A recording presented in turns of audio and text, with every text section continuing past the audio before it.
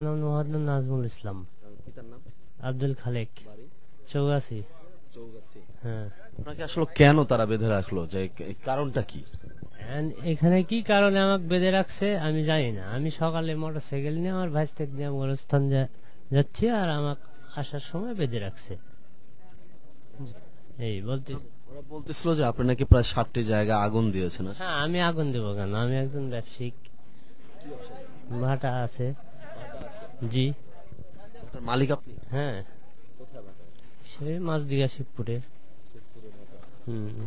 কোথা থেকে কোথায় যাচ্ছিলেন? আমি বাসা থেকে গোরস্থান থেকে আসার সময় আমাকে ধরি বলতেছে তুই আগুন দিছু। হ্যাঁ, তারপরে আপনার এই তো ধরি বেঁধে রাখছে মারিটারি। হ্যাঁ, তারপরে তারপর ওই যে আপনার মারধর করি বেঁধে রাখছে জায়গায়। ওই রাত্রে আমি ভাত খেতে পেয়ে শখ ছিলি পরে তাদের সব সোলা ফড়া আগুন ধরা আগুন পরে সব বিলে সব গেল, সপ্তাহে ধরতে পারিনি আমরা। মানে 3-4 দিন এইভাবে সব প্রত্যেকটা বাড়িতে আওড়ে সোলাতে আগুন দিচ্ছে, এই পর্যন্ত জানি আমরা। মানে বিষয়টা হচ্ছে ওই 13 তারিখের যে লকডাউন, এই লকডাউনের পর থেকেই সন্ধ্যার পরে এরা হাসুয়া, বড় বড় অস্ত্র, মুখোশ বাঁধতে বাঁধতে বাড়ি বাড়ি আগুন দিয়ে দিচ্ছে। আপনার সোলার পালাতে, আপনার আওয়ারের পালাতে, বাড়ির সাথে, মানে অনেকে এক ছেলের আবার ছেলে সহই পড়িয়ে গেছে। এক লোক আগুন নিভাতে যায়, নিয়ে পড়ে গেছে। গতকালও এরকম অবস্থা, এক মেয়ে দপকে গেছে, আর এক দেখে মুখোশ বান্ধা ছিল, নাজমুল নিজেও ছিল। হ্যাঁ, ওরা সবাই দেখিছে এবং শত শত প্রমাণ আছে। তারা মুখোশ বান্ধিতে দৌড় মারে, আগুন দিয়ে দিয়ে দৌড় মারে। আর তার কাছে বড় বড় অস্ত্র থাকে, হাসুয়া, চাপড়, এগুলা। এই ধরনের লোকজন তার ধরতে পারছে না, সারা রাত পাহারা দিছে, সকালে বাড়াইছে এলাকাবাসী, এবং বিভিন্ন কথাবার্তা উল্টোপাল্টা কথা বলছিল, গরম লিখছিল, এই সেই এলাকার লোক ধরিলে। হ্যাঁ, পুলিশে খবর দেওয়া হয়েছে।